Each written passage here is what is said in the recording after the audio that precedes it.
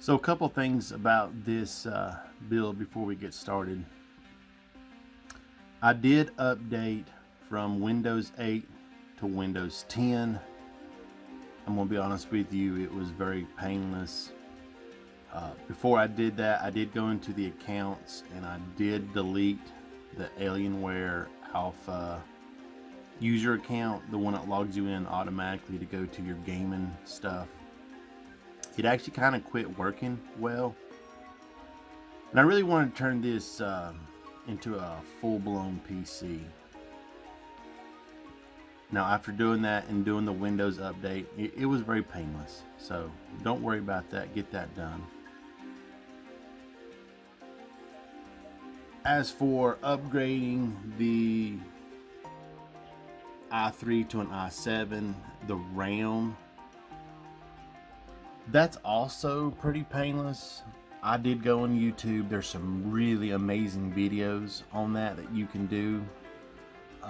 Also, when you get to your Viper drive or whatever drive you're wanting to use, there is a trick. You have to go to format it, and it's a special place that you have to do. So also research that on YouTube. These guys do much better videos than I do on that, and I actually follow them step by step. It is also very painless to do, so just a couple call outs on that right there. Now I am using this for my editing stuff, but I'm going to be honest with you, the way you change that, somebody asked me before, is just right here, rename PC. It's very easy. But this build is actually for anybody that wants just to have a better computer. You can use this for anything. You can actually use this for gaming. This would be a killer gaming rig. I have been, I use Skyrim, and Star Trek Online is a big one for me that I still use on this. So I do game on it, but my primary purpose was to turn this into my editing rig. And it does me well. So I wanted to kind of throw that out there about some other resources and stuff that you can use as you go along with this build. Hey, I appreciate you. Let's get started. Welcome everyone. I'm going to show you how to take an Alpha R1 console and turn it into an amazing editing rig for Adobe Premiere Pro. This little guy is very powerful and very small. I was only using mine for Star Trek Online and Skyrim, occasional Warhammer, but I didn't use it much, and I was using a laptop, and then I realized I have a beast at my hands if I would just unleash it. So with this Alienware, I have already upgraded it. We went from the normal RAM that was in it to 16 gigs of vengeance. I went to a 500 gigabyte 3D solid state internal drive. And now I recently upgraded the i3 to an i7. And then I'm using MSI to overclock. I want to show you some things I come up with. Let's get started. Now, a side note, I do have a couple of items that have not been delivered that's coming today and in a couple more days that I will also be showing you what I'm going to do with them. The first thing is I needed a desk. I will be temporarily using this in the living room. I needed a small desk. This kind of fits the build. So we're going to get this assembled, and that'll give us something to work off of. So first, the work area.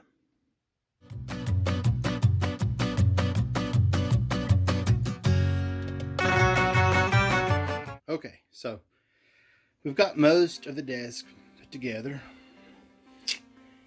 Now we're to the underbelly. So remember, here you got to work backwards. So What's on this side is actually going to go to that side when you flip it over. Right now, I have a vision for some power management and some other cabling. It would be a really good time to start that. Okay, so first thing you want to do is I use a little bit of alcohol, a squirt of Dawn detergent. You have to clean your surface area real well, where you think you're going to be applying your stick-on stuff. Now you can see that kind of evaporates pretty quick. My next trick is this 3M primer. It causes a kind of like a chemical bond, especially with things that you don't want to fall or that gets heated. So this will all kind of make sense here in a minute. So we're going to lay this out for power. I want it underneath. I don't want it on top of the desk or hanging off. My hub I also want underneath. And then the power wire we're going to run down the legs. We'll get to that here in a few minutes. So we'll set that aside for now. Remember, you got to work backwards. So when you're sitting at the desk, this is going to be on your right and this will be on your left. So let's get all this laid out and we'll see what we want to do with it. So I'm going to explain a few things. So on the back of the Alienware, you've got two USB 3.0 drives. This U-green hub doesn't come with the power cable, but if you're going to run anything extensive or multiple things off of it or power lights, it is recommended to use a power to add power to it. So it's also recommended to run something that's like 2 amps. So I had this Samsung charger. It's exactly what I need. It's 2 amps. It's going to be used to power this guy. And then since my keyboard and my mouse and all that will be plugged into this, it's going to come out of this hole, which will be on the right hand side. So we'll need to wire everything for here, and then that'll go through here. You don't want your power cables and stuff to kind of be in the way, so we'll have to address that too. So normally you do want to keep any electronics. When I used to work in the Geek Squad, you want to keep it away from power. So I want to get power off as quickly as possible. I still want to use this port. So we're going to put it here and then run power down the legs here. We'll have several other things underneath, as you'll see here in a minute. I'm going to clean it off, make sure I clean this stuff off and get that primered, and then we'll get started. So I've re-cleaned it, and you can see the 2 sections where I'm going to be mounting my stuff. So little words of wisdom here. When you're using primer and any type of sticky stuff, I will be using mounting tape for the surge protector, and I'll be using Velcro for the hub. Once it goes down, it is down. It's almost permanent. So make sure you're really sure about what you're doing, and then just commit to it. Okay, just so you know, here we go. Okay guys, this is a little facts after the build. So when you're installing this surge protector, as you know, it's going to be like this one, hanging upside down. All of these plugs are heavy, and there's a lot of weight that's going to be holding down with gravity as well. So whatever you put this up here with, you want to make sure that it's going to stay. I used the 3M mounting tape, and then I put a little bit of Loctite professional glue. I just put a little bit of dots on both sides, and I secured it real well. I've done something like this in the past, and I did not do that, and it actually ended up kind of pulling down or almost trying to fall off. So just however you secure this, just secure it very, very well. Okay, so now we've got the legs on the top. That's underneath, and it's behind this bar, which is important, kind of like your knee bar. So the hub's going to come on out to the Alienware, and this guy, as you can tell, will go like this. So make sure that when you strap this down, that it's ranged up and not anywhere else. Okay, so now we've got the desk assembled. I'm going to use this for the monitor and for the Alienware and stuff to sit on. So now we're going to assemble this up. All right, so now we've got that accomplished. So what I'm thinking, my vision, should I say, this guy is going to be sitting like this, right here in the middle. Right, and I may actually take a little bit of that mounting tape or Velcro and put it underneath this. I will be mounting some more controllers and stuff underneath here when they come, but right now I think I'll put a little bit of mounting tape on this, just a little, so I don't slide around, because I will have to be moving my desk, you know, sliding it around from here and there. But I'll get that done, and then we'll put the monitor together. So now I'm just going to put this monitor together. It should be fairly simple. We'll get it up and running, and then we'll move forward from there. All right, so we got the monitor put in. I'm working on some power management, but I got this little brick kind of Velcroed underneath there. And as you can tell, the Alienware is going to go there, but first, I'm going to address something. Every media or every editor needs a couple drives. So the hard drive that's on it now is going to be running the programs. I got these two guys to be my external media drive, which I'll be running through 3.0 off the back of the Alienware. And yes, I know it's not as fast as one inside, but honestly, it's going to be fast enough for what I need to do to transfer files and all that kind of stuff. Okay, so here we go. So this little ice cool thing comes with its own regulator or heat dispenser. But we're not going to use it. A lot of people online say the rig is pretty awesome. Some people say this is good, some people say it's not good. But I had a really good feeling about this Viper that's got one already built into it.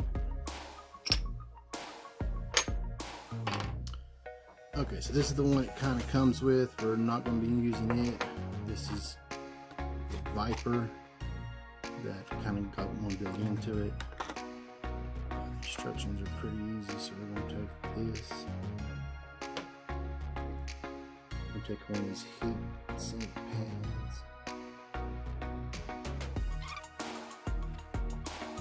So you'll see here, there's a little notch. And these little notches gotta line up.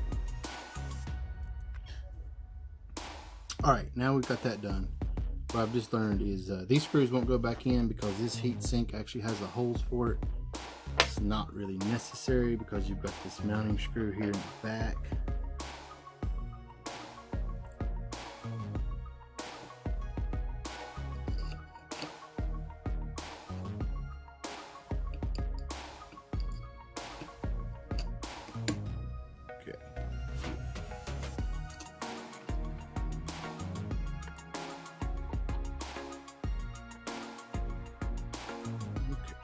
That's done there. Okay, so now that the little drive's done, which she will plug into here, the hub will go into here. This, since it doesn't have headphones, but it does have Bluetooth, I'll be using Bluetooth, but I do have an adapter, which has not arrived yet, that will go here. That will give me headphone use in case my Bluetooth headphone dies. I can plug them straight in. So with anytime you overclock or you're transcoding or whatever, these fans are right here. The Alienwares, these little guys, because they don't breathe on top or the side, they do have some little vents right here, but mostly this is it. I got something to help it. I got these two laptop coolers. Basically, they're like air blowers, like a leaf blower. So what's going to happen is when these guys spool, they're going to blow hot air out. This guy's going to sense it and it's going to pull it. So it'll actually help it keep cool, so you can transcode and keep everything nice and cool, especially since everything is kind of overclocked. So let's kind of look at that and see how that's going to get set up. Okay, so to understand what we're dealing with, I'm just going to take her apart. Here we go. So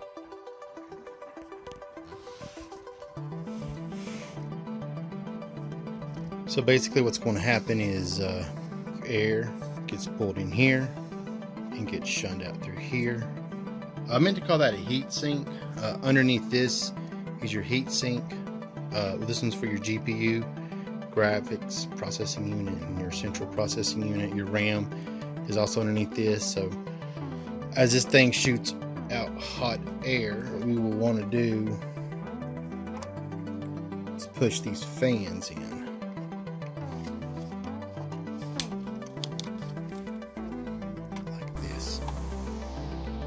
So this will be on auto mode, so it won't make these spin. And as that guy turns on, kicks on, this right here will grab it and pull it out. I gotta figure out my own custom mounting, so let me do that. After you do some manual pushing and all, it's about a perfect fit for these two guys. What you want to make sure is all your controls and your outputs are not covered by anything. So we're going to reassemble this.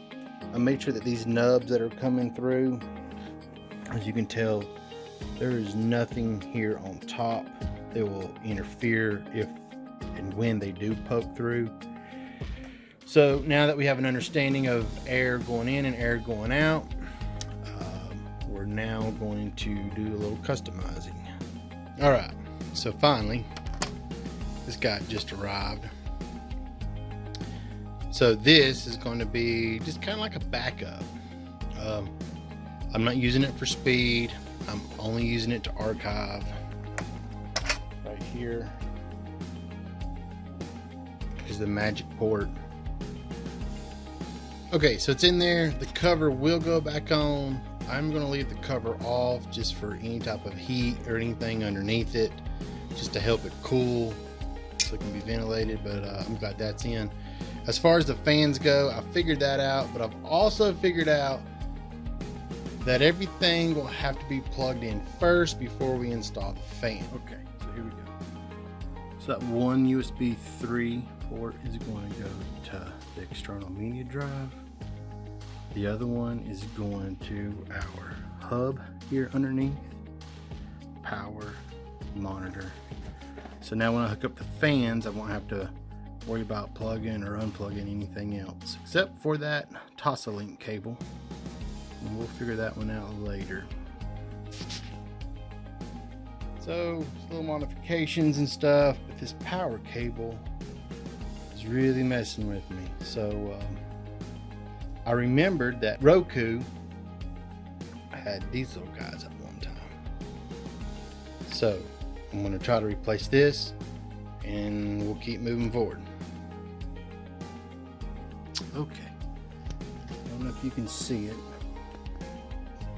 We've got a really good seal on both of them.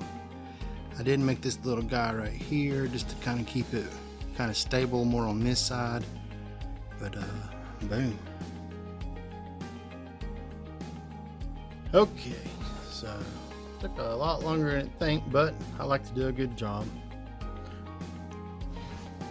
This is the bottom of the unit, as you can kind of tell, and then this is the underwiring of the unit. Your legs are going to come here, so all this is kind of good. Kind of see where the USB is coming in. Now that middle USB port right here, eventually I'm going to have a little thing that runs up to the front, up underneath here with a Tosalink adapter, so I can access it. These are to the fans, that's to it, the monitor, the computer. The computer guy just kind of felt right there. I got to still run some wires, but all in all, not bad. It's better than having a big old rat's nest hanging down. It may not look pretty, but it is pretty, honestly, compared to what it could be. All right, let's keep going. All right, here we go. Got everything a kicking. It's all working wonderfully. Let me show you this. There's my media drive.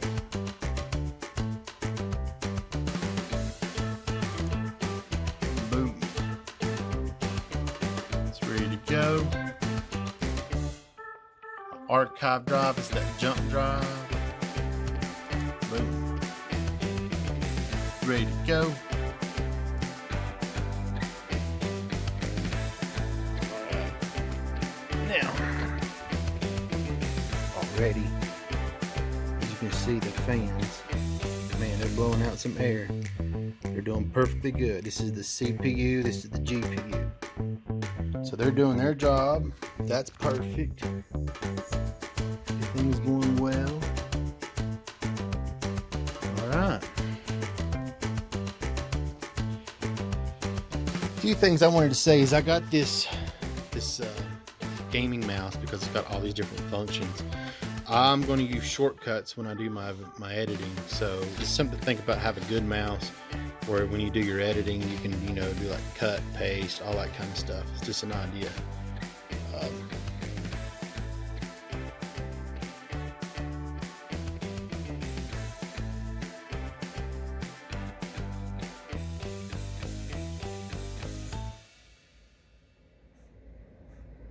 Okay, everybody, so welcome back. I got the rest of the gear in today. As you can see right here, this is a USB 3.0 extension cable, and this little guy is actually running to the top of that 4-port router, which is powered. This allows us to have the 3.0 high-speed connection transfer. These guys are 2.0s, and I did just a jump drive test, and it is significantly quicker on this guy. I will show a link to that. But I was transferring some files from the laptop over to the Alienware, so I went ahead and installed that. It's pretty easy. You do want to use your primer if you have one to install to this. This is Velcro or mounting tape, whatever you want to use. Just make sure it's really good. Just note to self is, if you kind of see how it's oriented, that allows the jump drive when plugged in to be face up. So every time I plug in, I can just see the top of the jump drive and not have to like put it upside down or whatever. Okay. Okay, so some things that I kind of knew before I got into this. These are the headphones that I use. I've used them really forever. They're amazing. I use this Griffin Bluetooth adapter that allows these awesome headphones to be Bluetooth. And the really cool thing I learned about this little adapter is I can use my laptop and the desktop simultaneously, and sound comes through them both. But I was thinking, well, what happens if this adapter dies on me? Or, you know, what if you forgot to turn it off? This guy has no headphone adapter, and neither does the monitor. And yes, I did add that little Alienware sticker right there. So I came up with this solution. This right here is an adapter. So that's going to allow us to have headphones and volume control, output later to whatever we want it to be. This is that Toss-A-Link cable I was telling you about we'll need later. We'll be plugging it in. That'll give us really good audio. So in case the Bluetooth, or I just want to use that thing just straight up, then we'll do that. Secondly, this is an Ethernet extension cable. As you could tell with the fans the other day, the Ethernet, you can get it in, but it is so hard to get out. So I went ahead and got this. This guy is for two reasons. One, I want this right here, this 3.0 amp. I want it to be on the router itself for good charging. These two ports right here are 2 amp ports for the fans.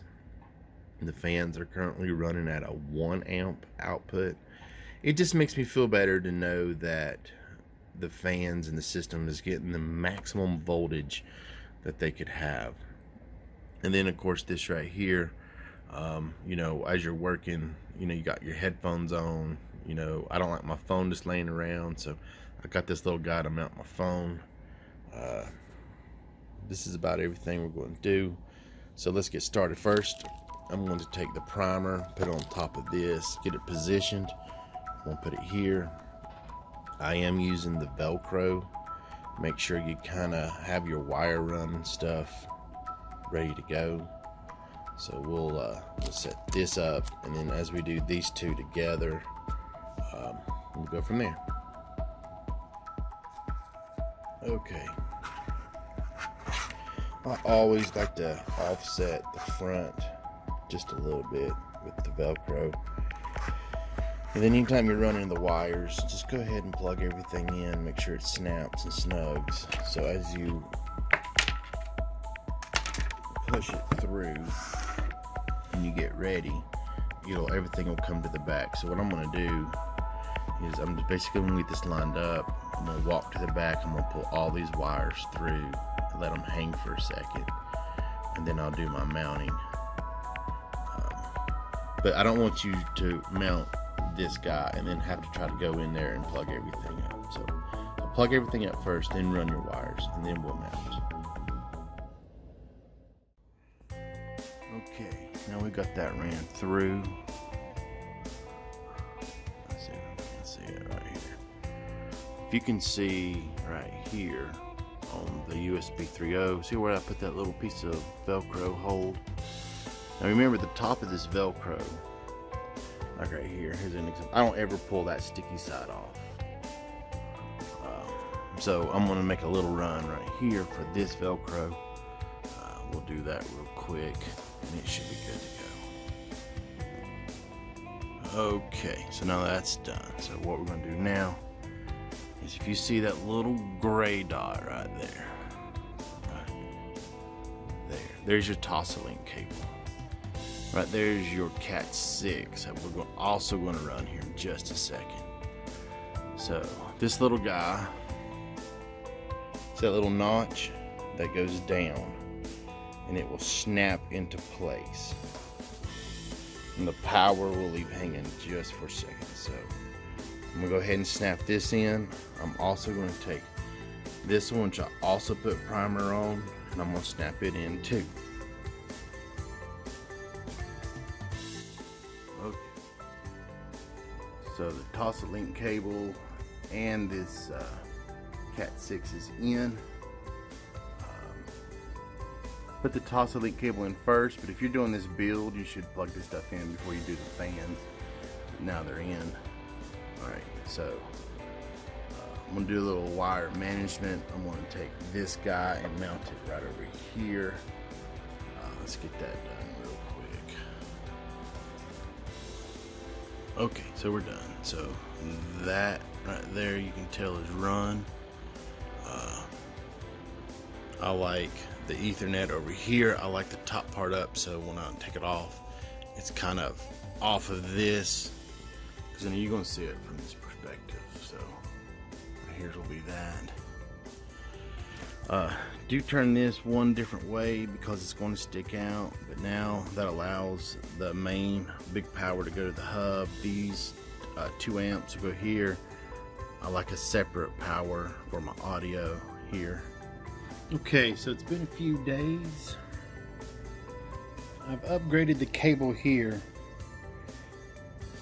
to this L-shaped headphone cable, And what I've learned with big headphones like these that are real powerful, that have big drivers, is when they're amplified, and this does amplify them, unlike the Bluetooth, they have a lot better range and depth. I was also finding out through the Bluetooth that sometimes when you turn your head a certain way, it kind of cut out, but not really. It's kind of hard to explain. But anyway, I made the decision to just stay with the headphones. I'm happy with that decision. Also, I did an upgrade. I got a gift.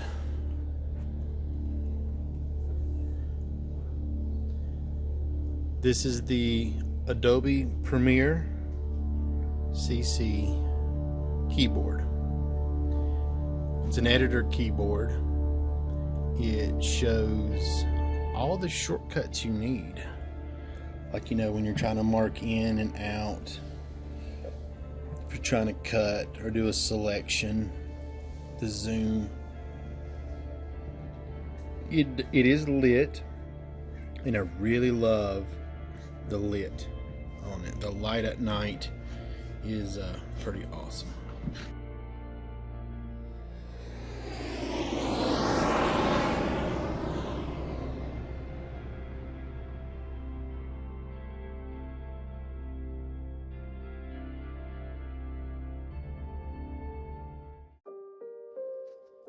Okay, as you can see here on eBay, this is 2021.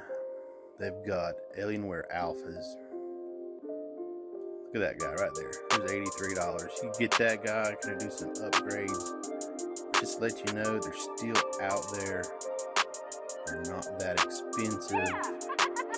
I recommended that you get you one. Do this build. You won't regret it. Okay, as you can see, and also by this video, that he did a good job. He's doing Premiere Pro very efficiently. I've had absolutely no issues. Transcodings are super quick.